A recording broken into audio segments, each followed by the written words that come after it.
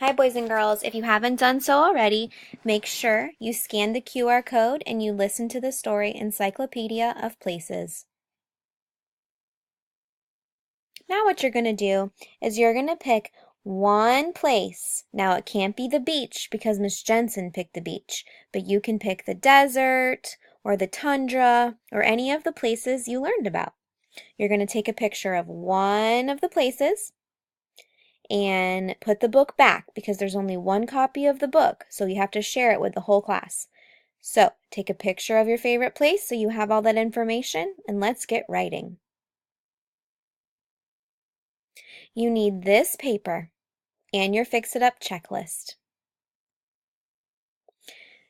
The first part is all about a topic sentence. You might be wondering, Miss Jensen, what's a topic sentence? A topic sentence tells your reader what you're writing about. And I helped you out a little bit. It says, I know a lot about blank. This is where you're going to fill in what you're writing about. Miss Jensen's writing about the beach, but you're writing about maybe the desert or the tundra, whatever you chose, whatever you took a picture of. So I'm going to start writing my sentence. The beach. And I already have punctuation here for you. Now we're going to get into our facts. We have to do 3 facts today. You might be wondering, I can't remember what a fact was. Let's do a quick review. A fact is something that can be true or proven. For example, pizza is a kind of food. That's true and it can be proven. California is a state. Yep, that's true and it can also be proven. Mount St. Helens is a volcano. That is true and it also can be proven. So a fact is just something that's true. We want to stay away from how we feel. Like, I love the beach. That's not a fact. That's just your opinion. So make sure we're not doing sentences like I love, I like. We're just teaching people about whatever place you chose.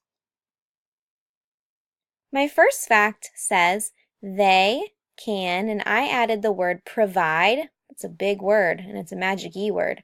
They can provide a home for many animals. And I stretched out all of my sounds, and you can also use your word wall or whatever your teacher has for you that has the power words. Don't forget to use this sentence had a lot of magic E words. Don't forget about that magic E. Now I'm moving on to fact number 2. It says they have blank. They have shells and sand. I remember that's what I read about in that book. Let's get on to my last fact.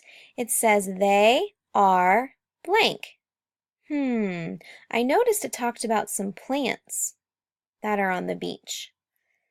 They are home to many plants too. They are home to many plants too. Let me reread and make sure this makes sense. I know a lot about the beach. They can provide a home for many animals. They have shells and sand. They are home to many plants too. Now let's move on to my conclusion. Conclusion is how you end your writing. And I helped you end your writing with a sentence stem. It says, that is what I know about. Of course, you're going to talk about what you know about, which is I know about the beach. The beach. There's my conclusion. I just ended my writing. Wow, that was a lot of writing, boys and girls.